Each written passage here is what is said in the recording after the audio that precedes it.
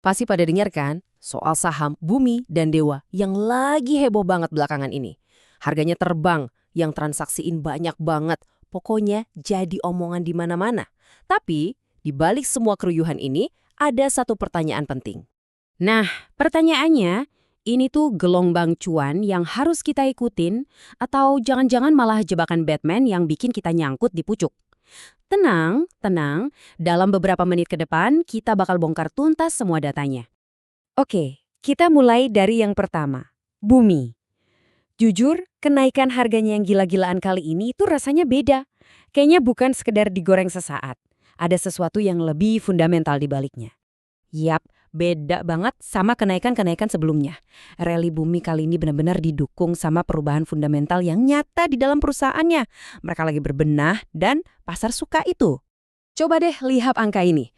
Untuk pertama kalinya setelah bertahun-tahun, ekuitas Bumi akhirnya positif, tembus 46,9 triliun rupiah. Ini sinyal super kuat kalau keuangan mereka sekarang jauh lebih sehat. Artinya, dosa-dosa masa lalu yang bikin rugi itu akhirnya berhasil dihapuskan. Dan bukan cuma neracanya aja yang cakep loh, laba bersihnya juga keren. Di tahun buku terakhir, Bumi sukses bukukan laba bersih 122 juta dolar AS. Ini bukti nyata kalau mereka beneran pulih. Terus, mesin uangnya dari mana? Jawabannya, diversifikasi. Bumi udah nggak cuma andelin batu bara. Mereka sekarang agresif banget masuk ke tambang emas dan tembaga. Garap proyek bauksit sambil tetap ngamanin kontrak batu bara jangka panjang. Wah, ini strategi yang pinter banget buat masa depan. Oke, Bumi clear ya. Fundamentalnya membaik. Sekarang, kita geser ke Dewa.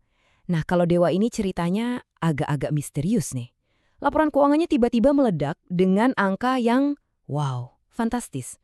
Tapi, ada apa sih sebenarnya? Ini dia nih biang kerok kehebohannya. Laba bersih Dewa di tahun 2025 itu loncat 80 kali lipat. Dari yang tadinya cuma 55 miliar, tiba-tiba jadi 4,31 triliun rupiah. Gila banget kan? Tunggu dulu. Sebelum kita ikutan panik beli, kita sebagai investor cerdas harus bertanya, duit segini banyak datangnya dari mana? Beneran dari hasil jualan mereka? Atau ada sesuatu di baliknya? Ini dia jawabannya. Waktu kita bedah laporan keuangannya, ketahuan deh. Dari laba 4,31 triliun yang diumumin itu, ternyata laba inti dari operasional bisnisnya ya cuma 573 miliar. Loh, kok bedanya jauh banget? Terus triliunan sisanya itu datang dari mana? Ternyata sumbernya dari yang namanya one-off gain. Gampangnya ini tuh keuntungan akuntansi yang sifatnya cuma sekali kejadian aja dan nggak akan terulang lagi tahun depan. Penting banget buat tahu ini. Nah, disinilah letak jebakannya. Kalau kamu cuma lihat laba gede yang dilaporkan, valuasi Dewa kelihatan murah banget. P/ratio-nya cuma 4 kali. Tapi kalau kita pakai laba inti yang sebenarnya, P/ratio-nya langsung loncat ke 30-40 kali. Ini valuasi yang jauh lebih normal. Jadi intinya, saham ini nggak semurah kelihatannya. Oke, sekarang kita lihat dari sudut pandang yang lebih luas. Kita intip sedikit yuk, gimana cara para pemain besar, atau yang sering kita sebut bandar, memanfaatkan berita-berita kayak gini?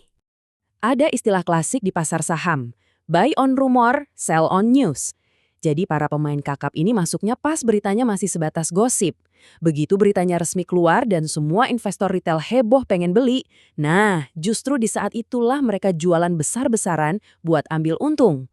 Contoh paling nyatanya ya rumor Bumi dan Dewa masuk indeks MSCI kemarin. Pas rumornya beredar, harganya terbang tinggi. Tapi anehnya, pas deket-deket dan setelah pengumuman resmi, harganya malah anjlok.